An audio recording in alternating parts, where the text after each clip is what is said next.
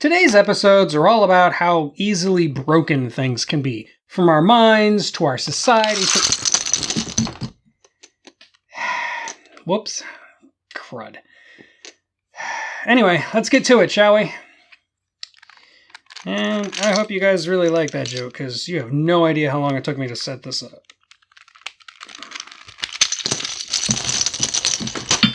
I am the right hand of vengeance. Intensify the probe. What about Buck? It is an area which we call the Twilight Zone.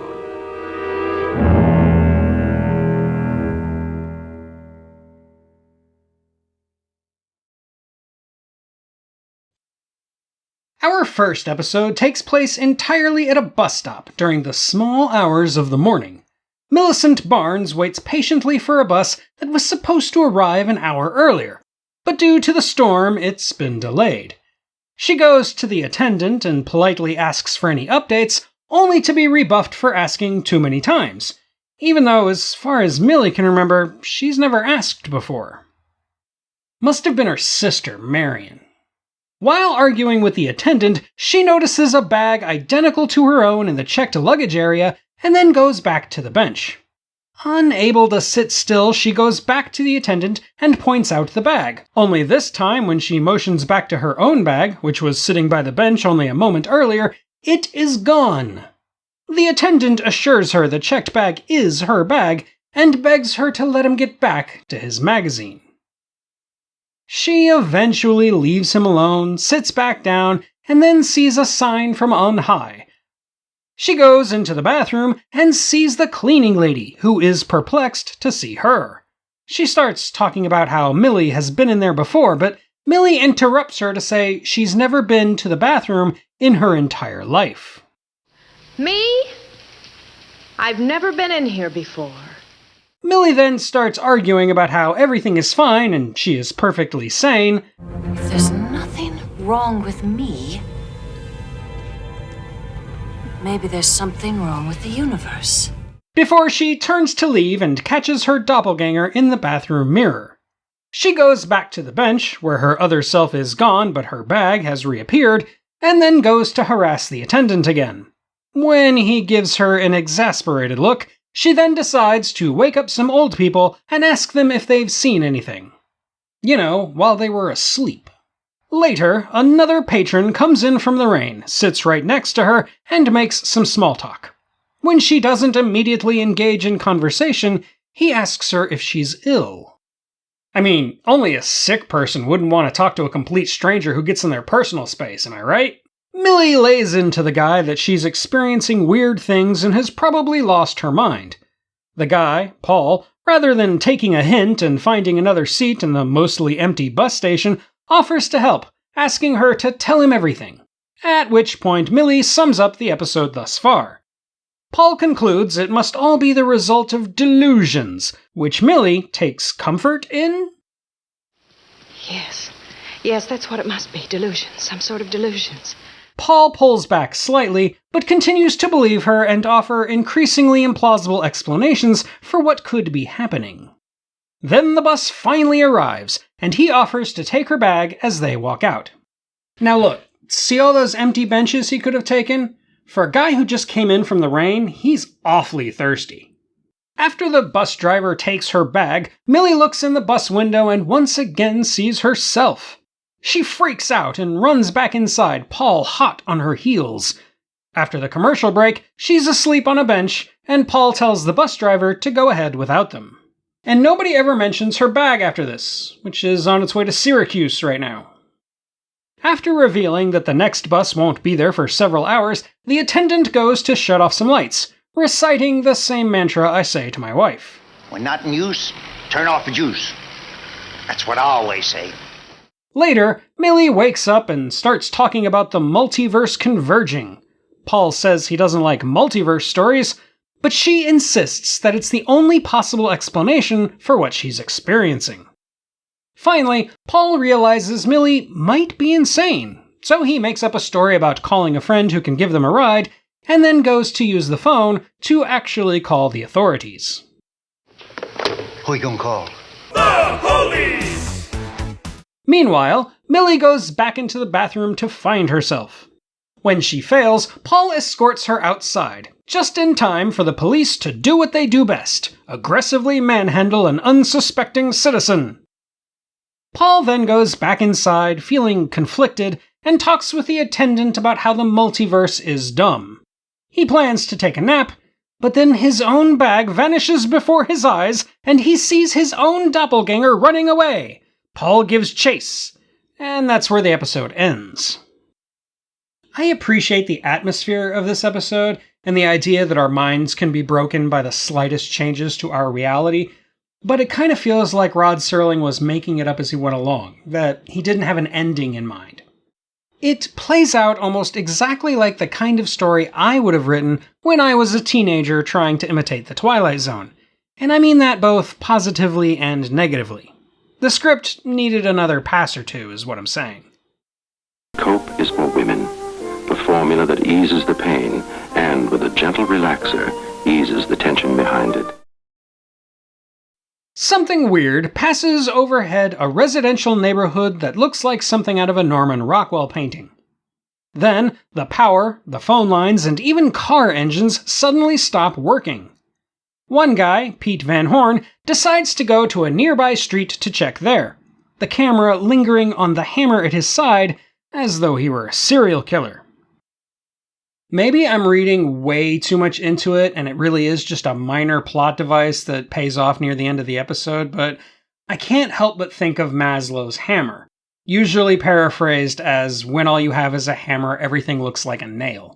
If you know where this episode is going, well, you can kind of see how that's a pretty apt metaphor. Most of the other neighbors converge in front of Steve Brand's house, and Steve agrees to go into town to get answers. After his car won't start, he and Charlie, the neighbor with the best fashion sense, start to leave on foot. Tommy, one of the neighborhood kids, stops them out of fear of shape-shifting aliens he read about in a comic book that appear as everyday people and even have human spies hidden in plain sight. The adults take him about as seriously as you'd expect. Outer space yet? Sally, you better take him upstairs, put him to bed. Outer space, yet. Outer space yet? Steve assures Tommy there must be a scientific explanation because weird things just happen sometimes. Like sunspots. Sure, that's the kind of thing, like sunspots. Tommy still doesn't want them to go, though, arguing that a whole family could be aliens in disguise. The adults continue to humor the kid long enough to get slightly unnerved, and at this point, one of the other neighbors, the relatively reclusive Les Goodman, discovers his car can start all on its own. His neighbors start to wonder why Les didn't come out when the assumed meteor flew overhead, and they go to confront him. Steve tells them not to form a mob, but, as a mob, they start asking Les questions in an increasingly hostile manner after his car shuts off as mysteriously as it had started. Steve tries to make light of it to minimize the spreading paranoia, but the neighbors won't hear of it.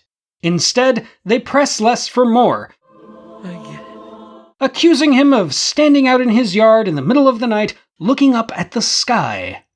Les explains he has insomnia, and starts shouting at his neighbors that what they should be afraid of isn't him, but themselves.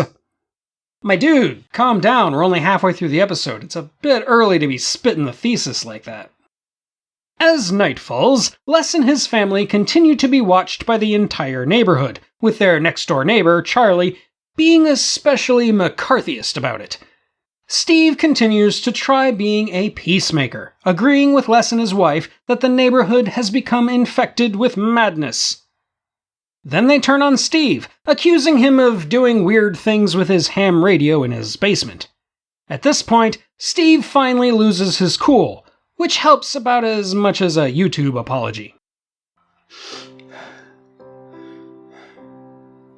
This is the hardest video I've ever had to make. I know I've disappointed all of you, especially my fans, and I want you to know that I'm listening and I'm ready to learn, to be a more inclusive ally. I know I've done something terrible, and I am truly sorry for those who feel hurt by my actions. The truth is, I've always been a spy for the coming alien invasion, and I know it's wrong. But you should also know that I've been struggling for years with mental health issues behind the scenes. My girlfriend left me a few weeks ago, and my beloved chinchilla, Mr. Goober, he died last Tuesday. It's been a rough holiday season. I don't say that just to garner sympathy, but while I'm on the subject, I want to mention the GoFundMe I set up for my sister's lip cancer. I'm so sorry. Things continue to escalate, with Steve shouting at the whole neighborhood that they're acting like lunatics. While they stand around in what might be the first inklings of actual shame, a shadowy figure approaches. Tommy says it's a monster, and so someone gets a shotgun, which Charlie uses to shoot the invader. America. Of course, we all know from the hammer at his side that it's actually just Pete Van Horn. Charlie just shot and killed an innocent man. At this point, you'd think they'd all take a moment of reflection to realize what they've become, but instead, when the power flickers to life in Charlie's house, they immediately begin to suspect that Charlie is the bad guy, that he had to kill Pete to protect his status as the true alien spy. Someone then throws a stone at Charlie as he runs off, in case there weren't enough cheeky metaphors in this episode, before Charlie announces that he knows who the real spy is. I know who it is that doesn't belong among us! He points to Tommy, at which point the entire neighborhood devolves into utter chaos. We then pan out to see there actually are alien invaders, only they didn't do anything but play around with the power on Maple Street and let paranoia rip the people apart. You guys know I tend to appreciate thematic subtlety, but sometimes it's okay to make your message crystal clear. This is indeed a powerful episode that is obviously a commentary on the Red Scare, but it's not limited to just that, as demonstrated by the 2003 remake that made it about terrorism, or by one of my favorite 90s films, The Trigger Effect, which took a more gun-centric approach. However, this original episode is the superior telling of the story, mostly because of the time in which it released and the way it so directly and provocatively tackles a major political subject, something that was virtually impossible to do on television back then without the guise of sci-fi to run interference.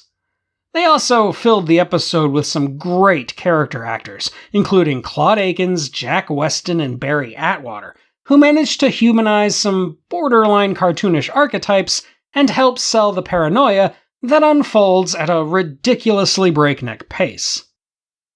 This episode often finds itself near the top of every list of greatest Twilight Zone episodes ever, and honestly, it deserves it.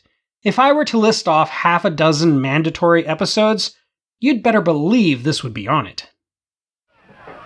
They pick the most dangerous enemy they can find, and it's themselves. And that's all I have on Mirror Image and The Monsters Are Due on Maple Street. Now, as always, do all those YouTubey things, check out my Patreon, and all that other good stuff. But until next time, this is the Unapologetic Geek, telling you to never be ashamed of what you love. As long as you're not hurting anybody. Parallel planes. Counterparts in another life. You got a thing about sick people? Is that it?